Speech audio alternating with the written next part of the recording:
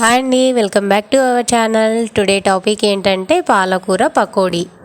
ఈ విధంగా చేసుకున్నారంటే పిల్లలు కూడా ఇష్టంగా తింటారు. ప్రాసెస్లోకి వెళ్దామా. ముందుగా పాలకూర కట్టను నీటుగా కడిగి తరుగుకోవాలి. ఇలా తరుగుకున్న పాలకూరను పక్కకుంచి ముందుగా ఒక బౌల్లో 1 కప్పు శనగపిండి తీసుకోవాలి.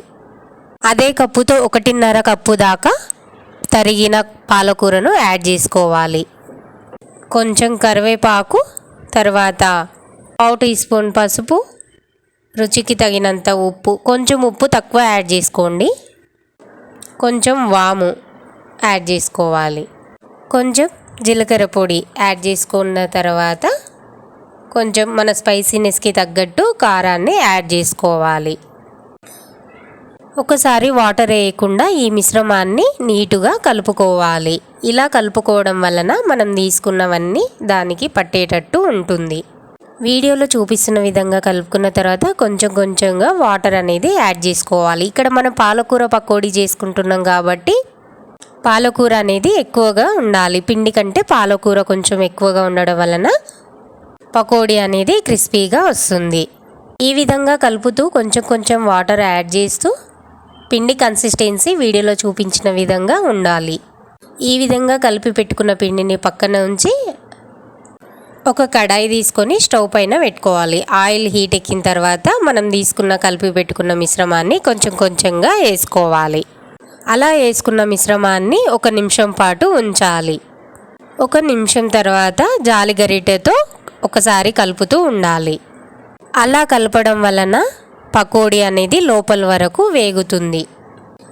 కలర్ చేంజ్ అయ్యే వరకు వేయించుకోవాలి. ఈ విధంగా వేయించుకున్న పకోడీని ఒక బౌల్లోకి యాడ్ చేసుకోవాలి. ఇక్కడ మంటను లో టు హై ఫ్లేమ్లో అడ్జస్ట్ చేసుకుంటూ చేసుకోవాలి. అప్పుడే పకోడీ అనేది క్రిస్పీగా వస్తుంది.